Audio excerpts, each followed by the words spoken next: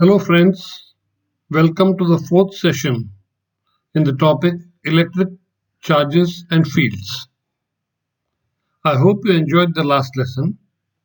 In the last lesson, we covered the Coulomb's law as applied to a system of charges, more than two charges in a particular area.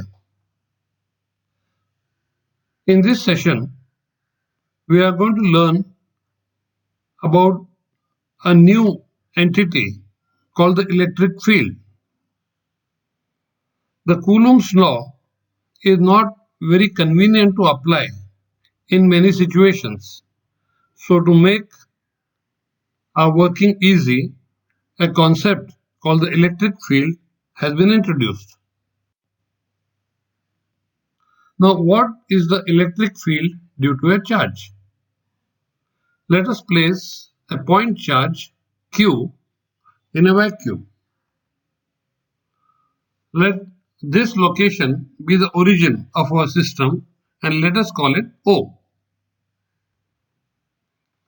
If we place another point charge Q at a point P, where OP is equal to R, the distance OP is equal to R, then the charge Q at the source will exert a force on Q as per the Coulomb's law. If I remove this charge Q from here, what is left in the surrounding? Nothing? No, it's not really so. If there is nothing at point P, then how does a force act when we place a charge Q at that point? In order to answer such questions, scientists introduced the concept of a field. As per this concept, we say that the charge Q produces an electric field around itself. When another charge Q is brought at some point P in this field, the field acts on it and produces a force on that charge Q. The electric field produced by the charge Q at a point whose position vector is R. What do you mean by position vector R? That means from the origin to the chosen point, the distance is the magnitude of the vector and the direction is the direction of the vector. Hence we call that as the position vector of that point. The position vector defines the location of that point with reference to the origin O. Okay, the electric field produced by the charge at the origin, charge Q, is given by, if I call the field as E and bracket R, that means at a point whose position vector is R, is equal to 1 by 4 pi epsilon naught Q by R square. This is the magnitude portion and this is acting along the position vector. So R hat, which is a unit vector. Now what is R hat? R hat is the position vector R, vector R, divided by the magnitude of that vector R. So it is a unit vector from the origin to the point at a distance R. Along that direction, we are taking a unit distance and we call that the unit vector. So this equation specifies the value of the electric field at each value of the position vector R. For every position vector R, there is a value of a field there. 1 by 4 pi epsilon naught is constant. Q, the charge at the source, is what we have placed. So what is changing? The position vector of various points in the field. So you change the position vector, there is a value for the electric field at that point. Now, what does the word field signify? It signifies some distributed quantity. It could be a scalar quantity or a vector quantity that varies with position. So around the charge, all the area or the volume around it, every point within it has got some value. That value could be a scalar value in some cases or a vector value in some cases. So this whole area or the volume is called the field. The effect of the charge has been incorporated in the existence of this field. So whether I place the test charge in the field or I do not place the test charge in the field has a value at every point.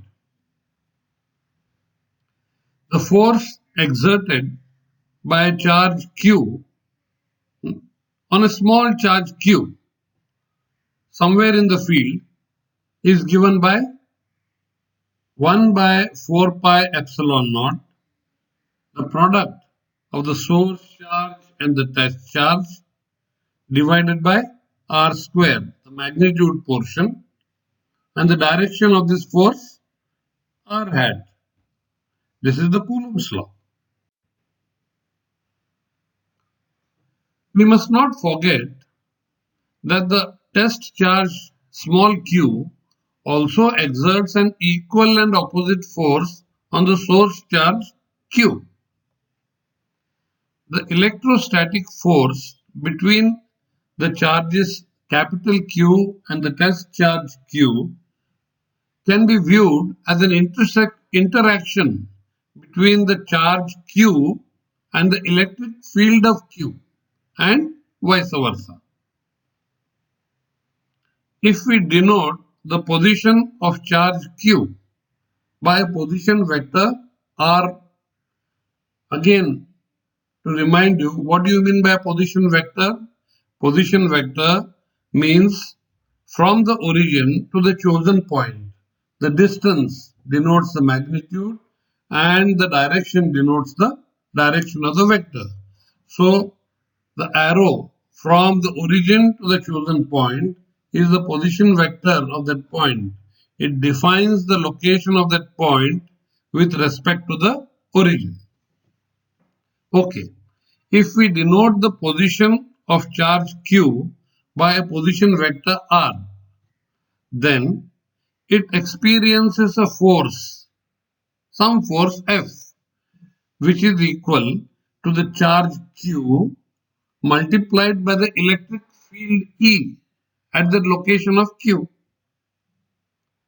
Thus, we can simply say the force experienced by Q is equal to Q into the electric field at that point. Now, this equation gives us the SI unit of the electric field. If I keep the electric field ER to the right side and send Q to the left, what do I get? I get force divided by Q. So what is the unit of the electric field? Force, Newton, and divided by Q, charge, Coulomb. So the SI unit of the electric field is Newton per Coulomb. At a later stage, we will also define this as volts per meter. If Q is unity 1 in this equation, the electric field due to the charge becomes what? It becomes numerically equal to the force exerted by it.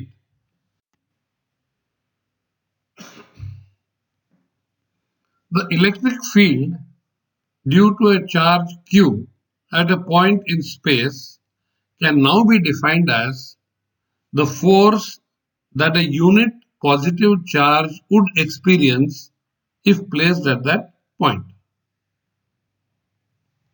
The charge Q which is producing the electric field is called the source charge. The charge Q, which tests the effect of the source charge, is called a test charge.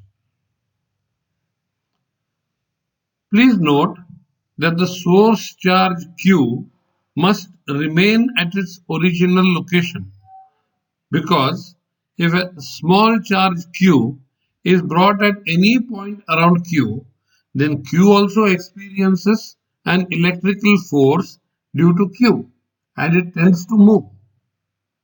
Now, in the case of gravity, every body is attracting every other body in the universe. The earth is attracting you and you are attracting the earth. But the mass of the earth is so huge that you attracting the earth has negligible effect on it. To overcome this, similarly, to overcome this effect in our situation of electrical charges, we make Q negligibly small, so it won't move the source charge Q. Now, if the force is also very small, if Q is very small, force also will be very small, then the ratio force divided by Q will be finite, and we can define this as the electric field. Didn't we say the same thing earlier? Force per unit charge. But to be mathematically exact, we can consider this as F by Q and take a limiting case of Q, where Q tends to 0 as small as possible. So the electric field E, which we had grossly said earlier as force per unit area, force per unit charge, is actually exactly in mathematical terms would be F by Q, where we take the limit of this as Q tends to 0. Please understand that the electric field E due to Q is independent of Q because F is proportional to Q. So the ratio of F by Q does not depend on Q. If Q is more, F is also more. And since we have taken the limit as Q tends to 0, E is equal to F by Q as Q tends to 0. So we will take that the electric field, the value of the electric field at any point is independent of Q. The force F on the charge Q due to the source charge Q depends only on the location of the charge. Thus, the electric field E due to a source charge Q is dependent only on the space coordinate, on the position vector of the point R.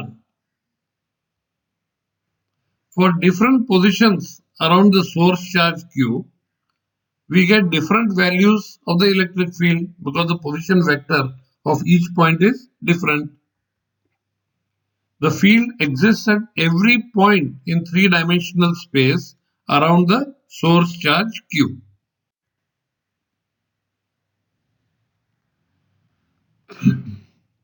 If there is a positive charge, the electric field will be directed radially outward from Q. On the other hand, if the source charge is negative, the electric field vector at each point points radially inwards.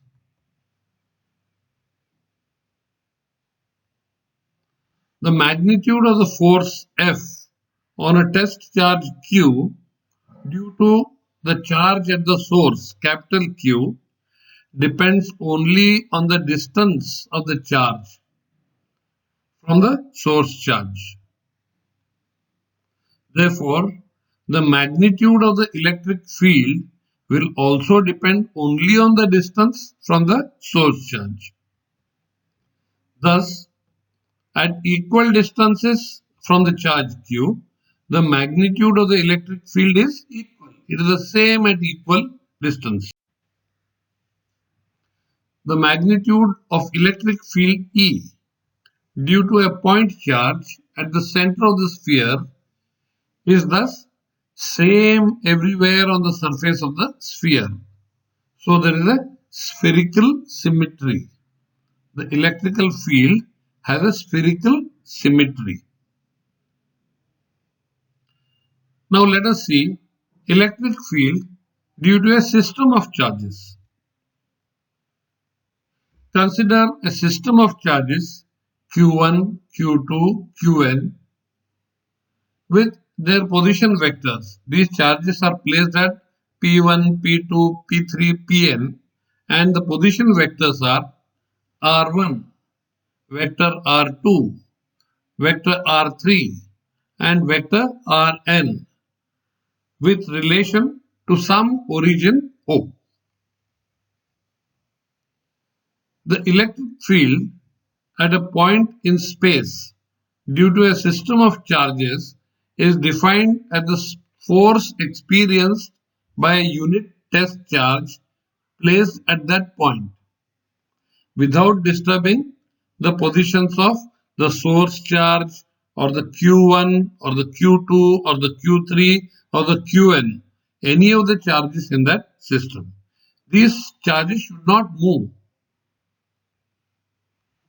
We can use now the Coulomb's law and the principle of superposition to determine the field at this point, which is denoted by the position vector r. Vector r. Now,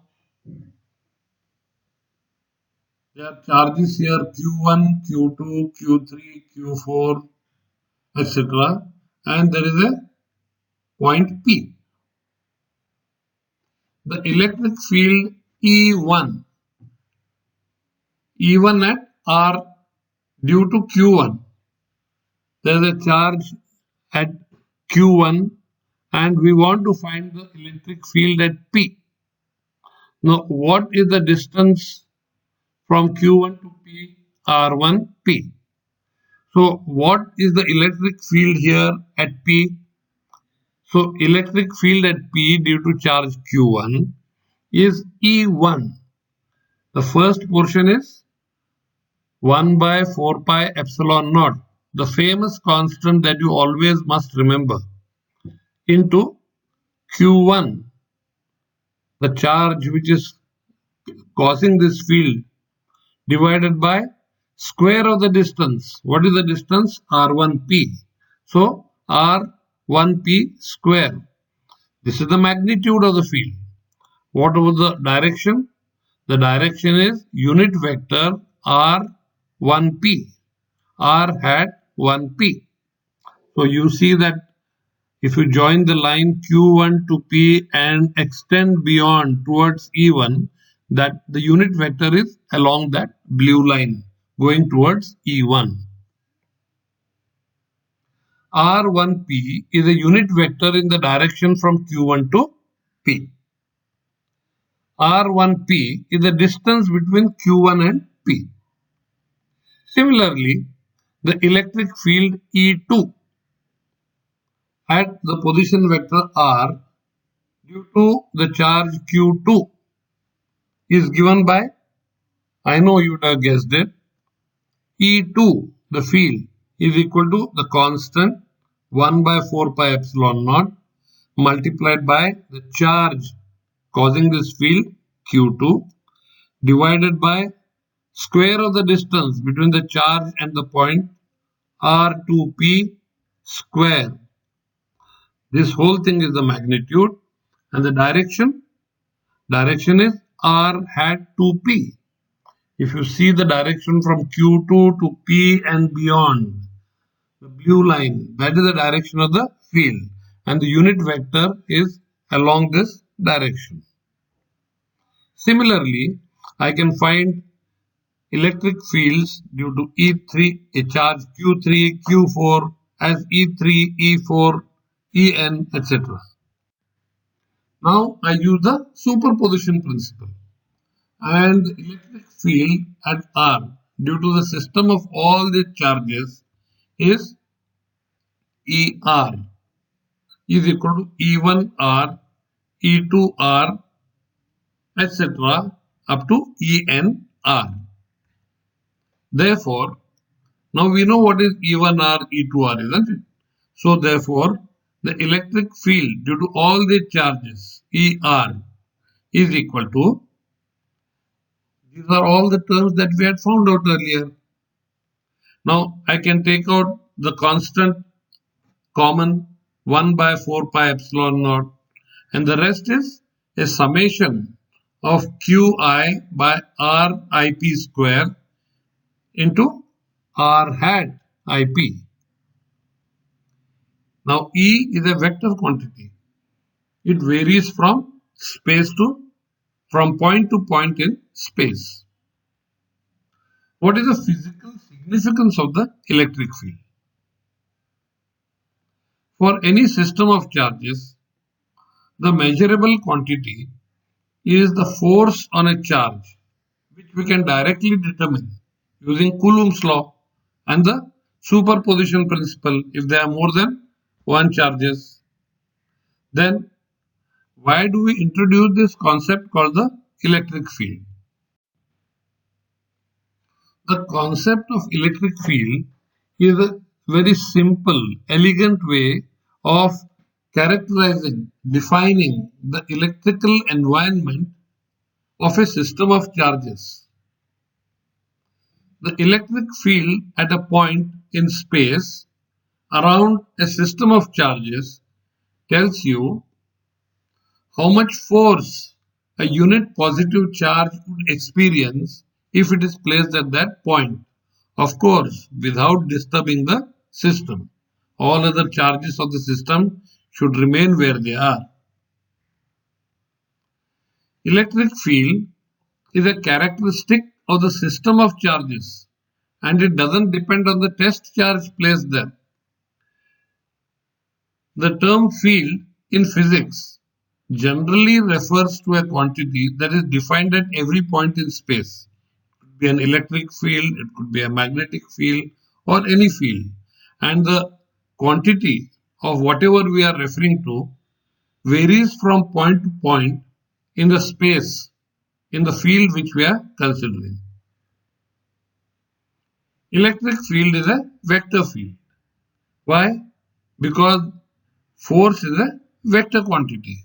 And what is the electric field? It is a force experienced by a unit test charge. So force is a vector. So electric field also should be a vector. So if electric field is a vector, then electric field is a vector field. Now in electrostatics, the chapter which we are right now studying, the concept of electric field may not appear very useful to you. You may say, why can't we apply the Coulomb's law and get this, the force that a particular charge is experiencing?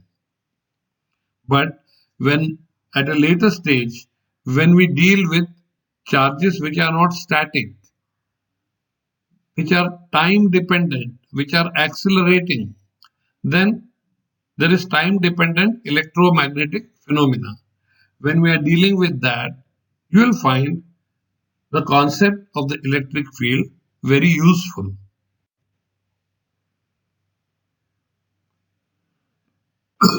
I explained to you already that it will be very useful to you when we deal with electromagnetic fields. The concept of field was introduced by Faraday, Michael Faraday, that great experimental scientist of whom we spoke in the first lesson. And now this is one of the key concepts in physics for not only electrostatic fields but many other fields. Now let us take a question.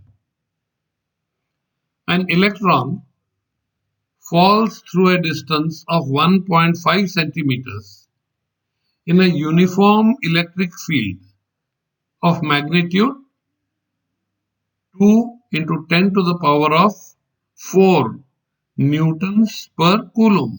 See, the units of electric field are force per charge, newtons per coulomb.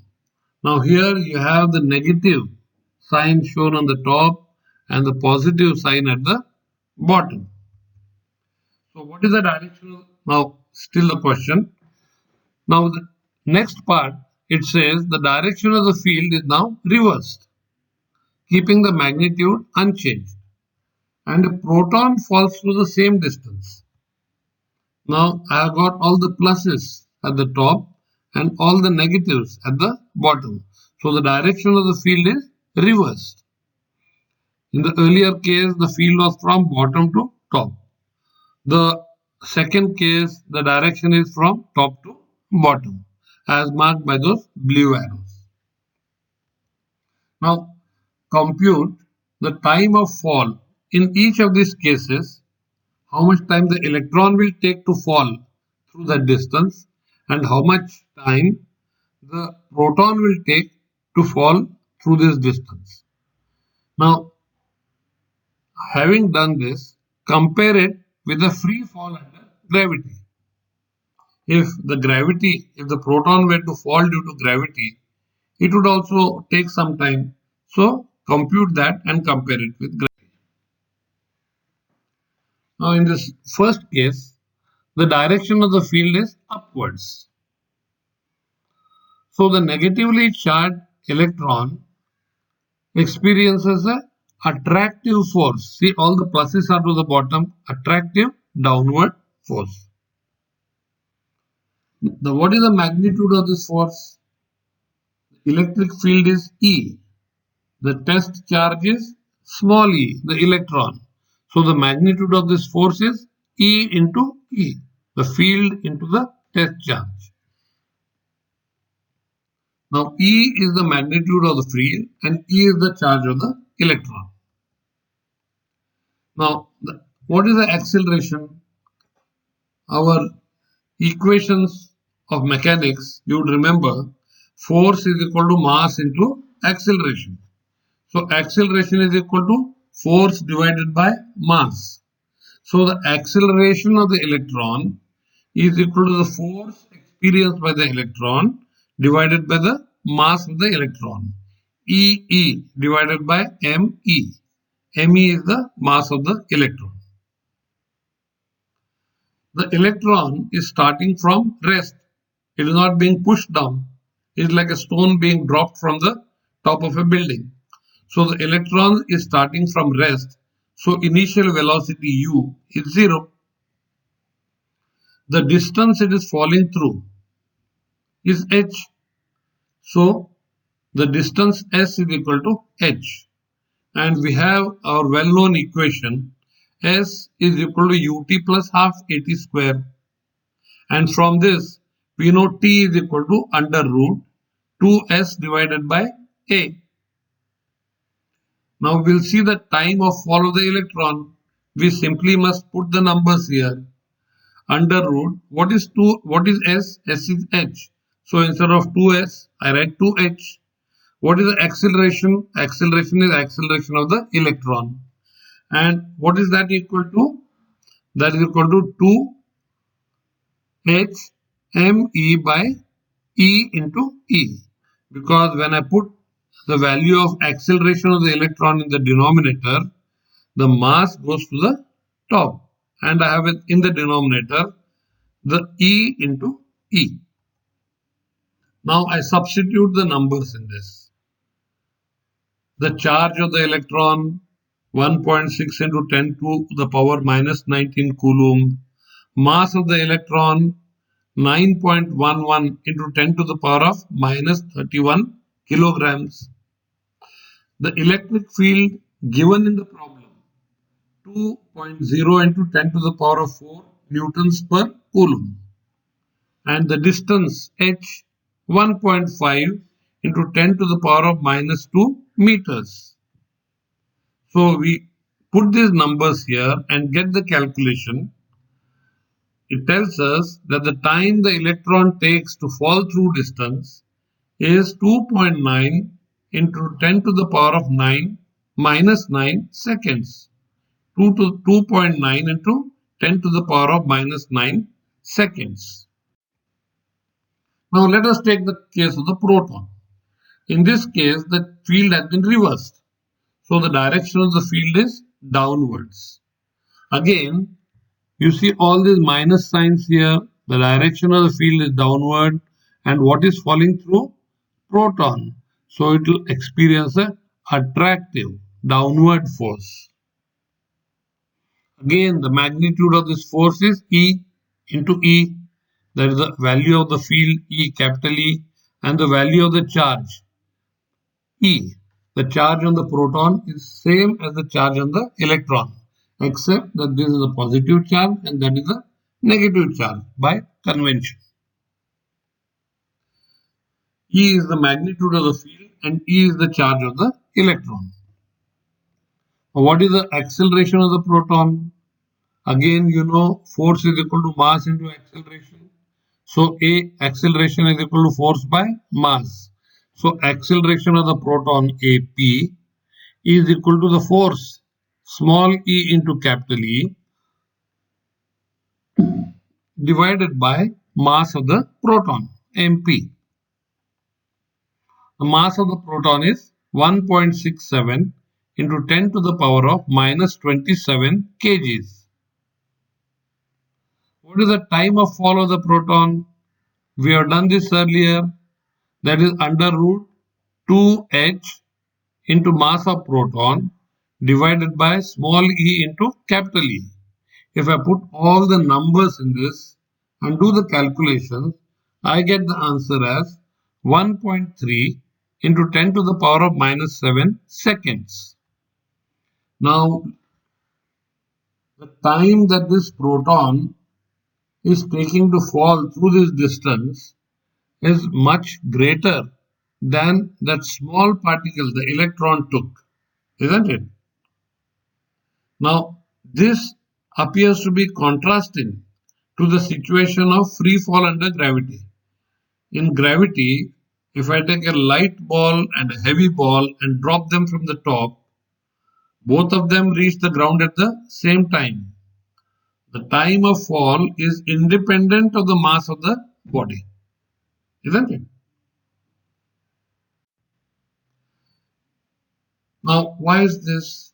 The electrostatic force acting on the electron and the proton is both the same. The magnitude of the force is same.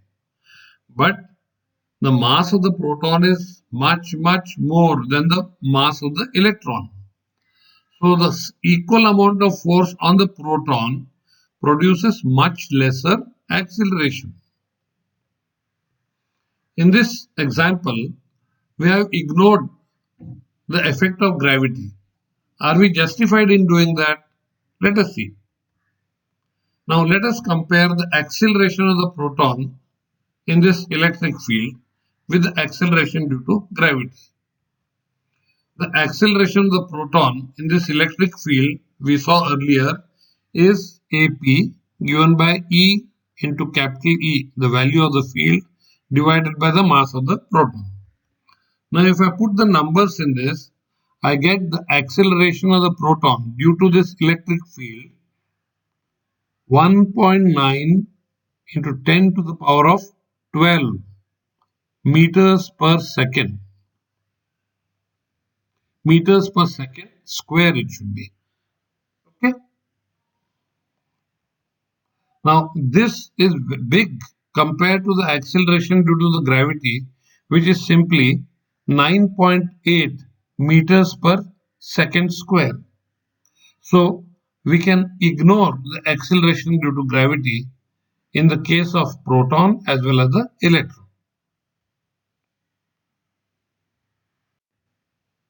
Let's take one more examples. Now, point charges Q1 and Q2 of each of magnitude 10 to the power of minus 8 coulombs and minus 10 to the power of minus 8 coulomb. One is a positive charge, one is a negative charge. They are placed at a distance 0.1 meter apart. Now calculate the electric fields at points A, B and C. The charges Q1 and Q2 are the charges which have been placed 0.1 meter apart, and we have to calculate the electric field at A, B and C. The electric field vector E1A means the electric field vector at A due to the charge Q1. It points to the right. It is a positive charge repulsive force. And what is the magnitude? E1A 1 by 4 pi epsilon naught, the constant, into the charge Q1 divided by R square. What is the distance from Q1 to A? 0.05 meters. So I can say, if I put the numbers in this, 1 by 4 pi epsilon naught, I told you, you must remember 9 into 10 to the power of 9 into the charge given 10 to the power of minus 8 coulomb divided by the distance square 0.05 meter square. So if I do this calculation, I get 3.6 into 10 to the power of 4 newtons per coulomb. That is the electric field at A due to charge Q1. Now the vector E2A. What is E2A? The field at A due to the charge Q2, which is a negative charge. Okay. It points towards the right and has the same magnitude as E1A. Hence, the magnitude of the total electric field at A, if I call it at EA, it is E1A plus E2A. That is 7.2 into 10 to the power of 4 newtons per coulomb. And this is pointing towards the right. The electric field, now we will see at B. The electric field E1B at B. That means field at B due to the charge Q1 points left. Again, due to the repulsive nature of the positive charge. What is the magnitude? We simply have to put the numbers which we know, and if we do the calculation, you will get the answer as 3.6 into 10 to the power of 4 newtons per coulomb. Now I must see the electric field vector E2B. That means the electric field at B due to the negative charge placed at Q2. Again, I put the numbers. Only thing is the distance has changed. Distance is now 0.15 meters square. So if I do these calculations, it comes to 4.0 into 10 to the power of 3 newtons per coulomb. Now the magnitude of the total electric field here, you see the electric field due to Q1 is pointing left. The electric field due to Q2 is pointing right. So the magnitude of the total electric field EB is equal to E1B minus E2B because they are in opposite directions. So that is equal to, these are the answers we had got earlier, and if you calculate, you will get 3.2 into 10 to the power of 4 newtons per coulomb, and it is pointed left because the bigger force vector was towards the left. The magnitude of each electric field at point C. due to charge Q1 and Q2 is magnitudes are same here because Q1 and Q2 are of equal magnitude. The distance Q1 to C and Q2 to C is same. So I can say E1C is equal to E2C. First is the 1 by 4 pi epsilon naught, that is 9 into 10 to the power of 9. And then we have got the value of the charge, ignoring the sign, divided by the square of the distance. If I do this calculation, I'll get the magnitude as 9.0 into 10 to the power 3 newtons per coulomb. But the directions of the charges are different. The field due to Q1 is repulsive in nature. It is acting along QC and along the blue arrow E1C. And the field due to Q2 is attractive in nature.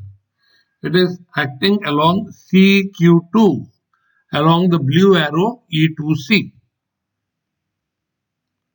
Now, the resultant of both this can be found out by parallelogram law of charges.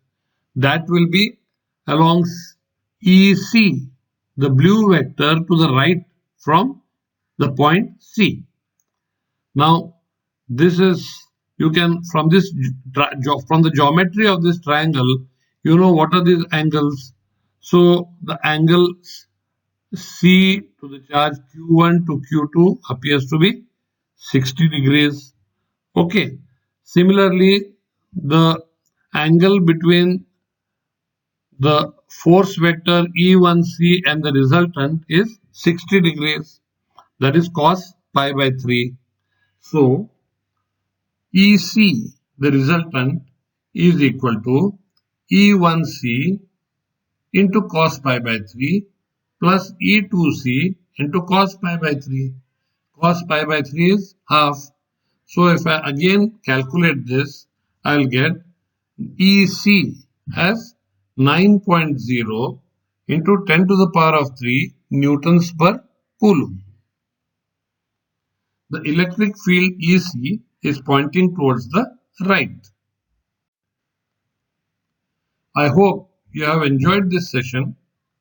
I look forward to meet you the next time. Thank you.